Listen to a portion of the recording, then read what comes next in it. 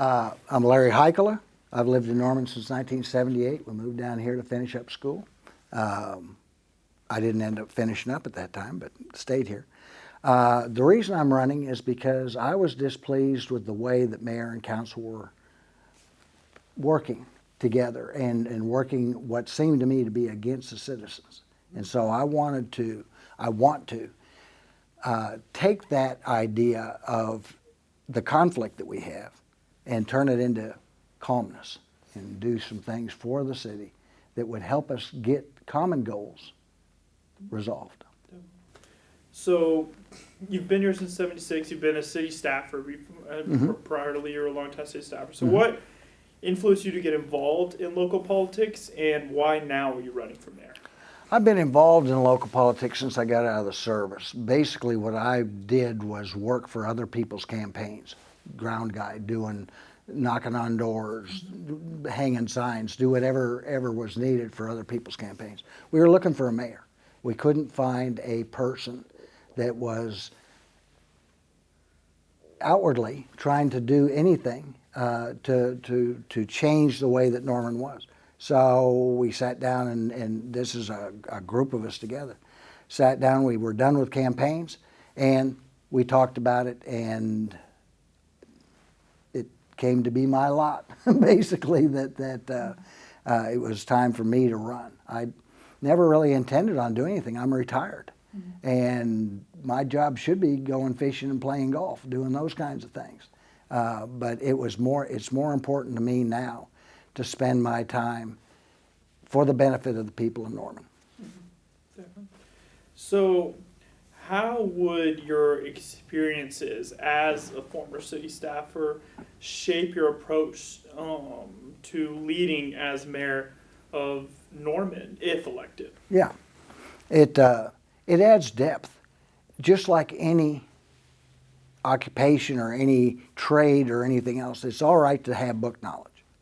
We've had some wonderful people, educated people that have sat on council, that's bad English, that sat on council and made decisions. But the problem is they didn't have the background to make those decisions. I think it's a mixture of youth and inexperience that's got us to the place we are now, which is disconcerting to many people in the city of Norman.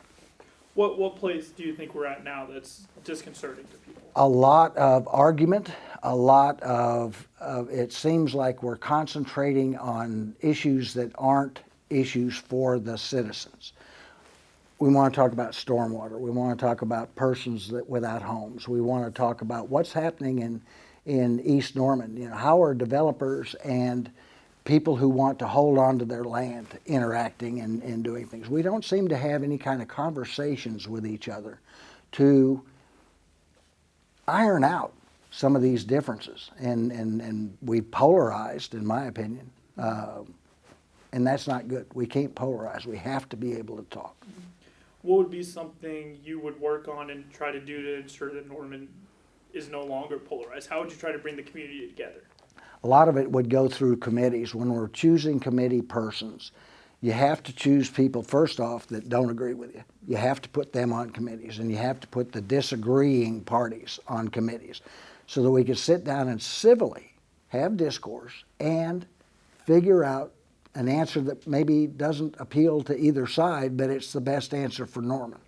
And do those kinds of things that are necessary to get people speaking together again and not spouting rhetoric. One that you've made support for law enforcement Yes, a pillar of your campaign. Yeah. So recently data release shows that the MPD, it was released by the MPD, that the racial disparities within the department's use of force. Would you support any kind of reform measures to the MPD, and if so, which ones? The reform measures that need to be done, if there are any, need to be done by the police chief and not by council. I disagree with the way that the data collection was done for that study that came out. I don't remember the name of the person that did it, but when we look at most law enforcement statistics from the FBI or from chiefs of police or anybody else, they use the population of persons that actually had interaction with the police, not the populations of the city. So this set of data that came out from the person that did the report that was so discussed used a different population. Now, I took 5 semesters of statistics in school, and I realized that you have to use the same numbers all the way along to make a comparison. Because if you don't, you're comparing apples and oranges. You're comparing different populations. So I don't know how I'd answer that question. I disagree with the collection method, but I don't know if there's anything that needs to be done.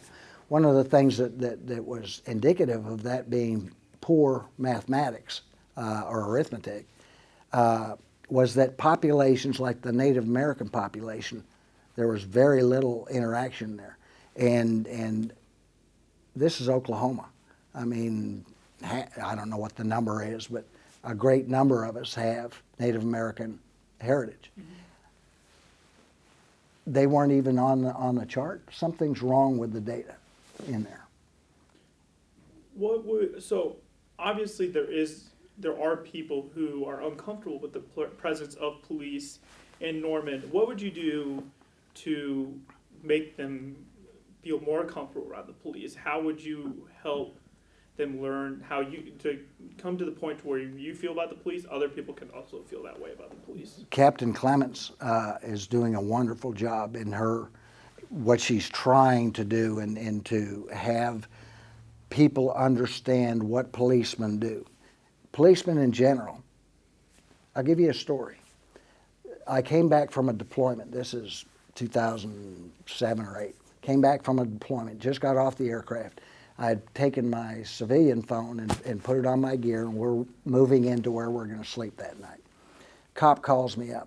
Actually, I thought it was my daughter. He used my daughter's phone. My daughter was on Robinson. She was low riding, going down the Robinson, and loud music and shifting in traffic and doing other things. So he told me that, and he hands the phone back over to my daughter. My daughter goes, "Dad, I already heard it. I promise I'll never do it again." She's I forget how old she is, but 27 right now. Never done it again.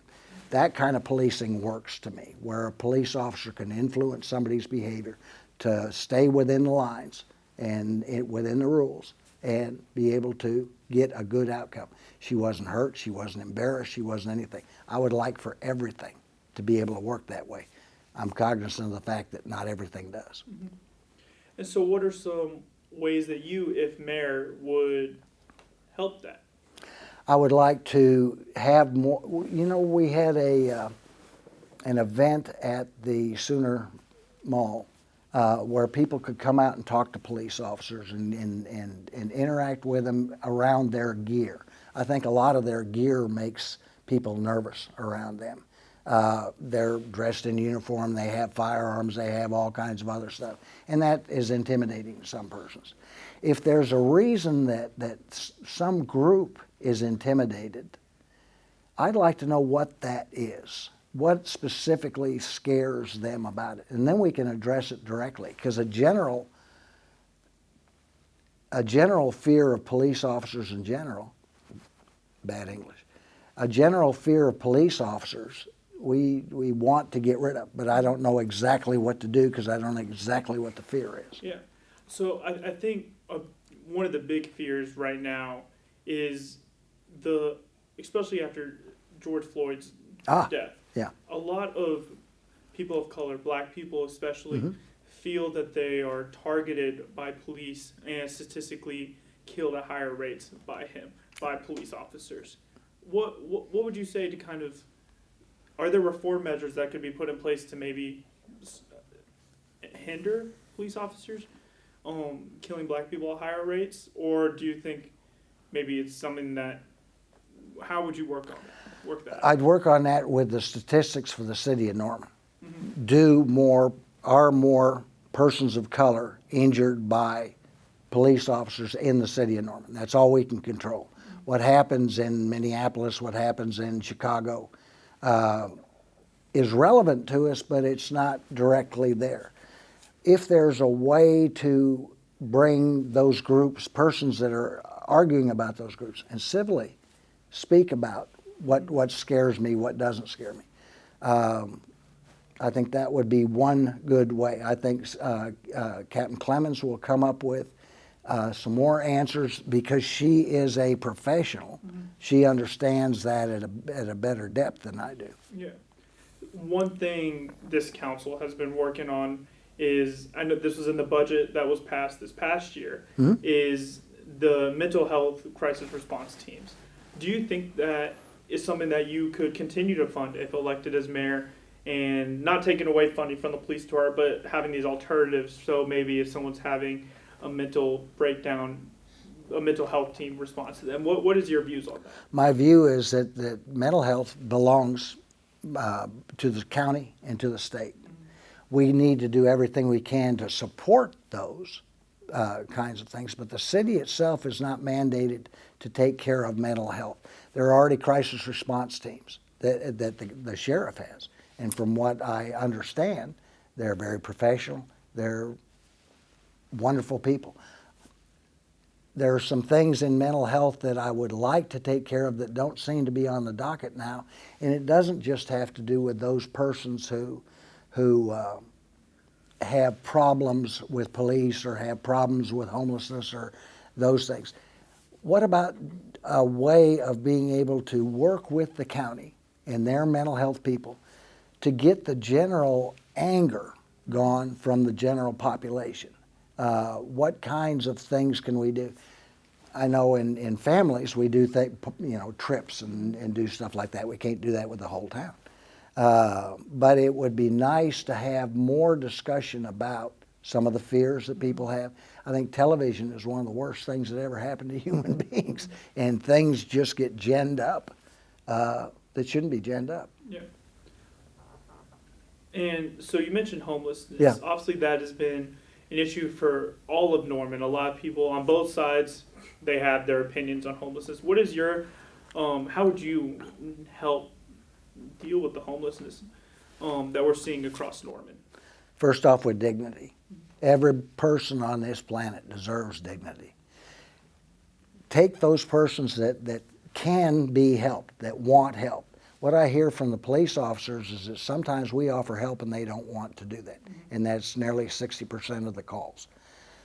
Those persons that want help, say you lost your job and you're broke, you need food, you don't have a place to live, you don't have anything.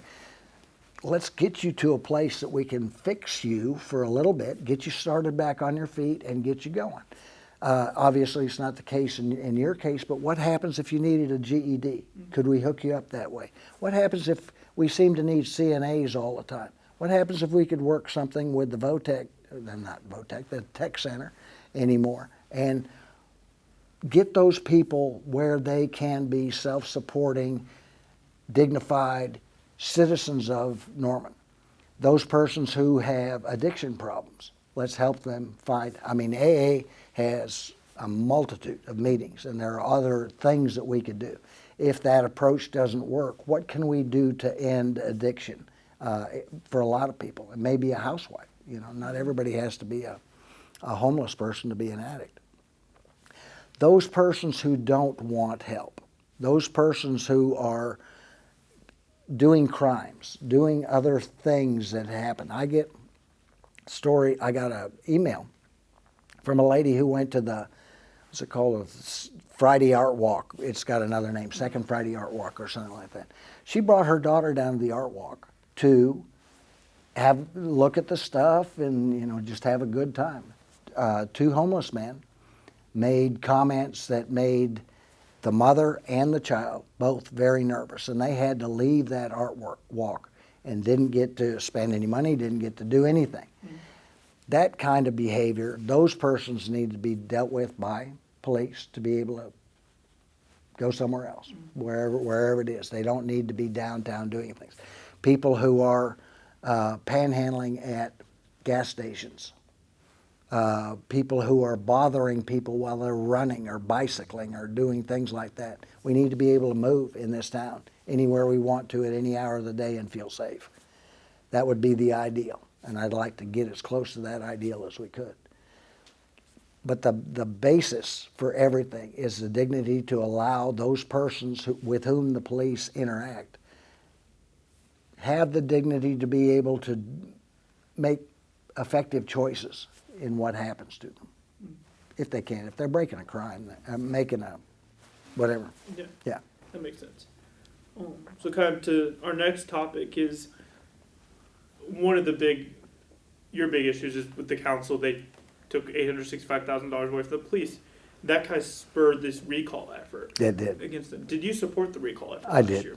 You did. Why is that? I don't think that police were a problem. I think that was a knee-jerk reaction to the television, basically to national politics. Norman has its own flavor. We're a conservative town that likes a little bit of liberal on the side. And as we do that, one of those things is public safety is the basis for all business, government, everything else. If we don't have a safe town to live in, we don't really have a community. And we don't want to go back to 1889 and people wandering around with guns on their hips or doing something like that. We want good police officers who are trained in the law to be able to take care of problems. So I supported the effort to recall the mayor because she had done something that I considered absolutely wrong. And our final question is, what are 3 of your main issues that you would like to tackle if elected mayor? First issue is homelessness. I think homelessness has a thing to do with the whole psyche of Norman right now. It also has to do with how many calls police officers have to take and firemen have to take that are above what their normal duties would be. Second thing is the refunding. I don't like that word, but the reapportionment of money that goes to basically building up both the police and fire. I think that basis for our civilization needs to be well funded and getting the money for that. Another issue is stormwater in there. Stormwater, and it comes out to a level there. There's not 3 individual things that have to be done. There's 30 things that are sitting out in a just a panacea of things that we can work on. Parks is another thing. If we can have parks, we have to do stormwater stuff. There's some money coming in from infrastructure bill, maybe, that $266 million that the state got. How much of that can we get, and how many bridges can we fix? It's not a short order thing. It's everything's going at one time, and so try to get those finished. Definitely. I've taken over 10 minutes. Very good.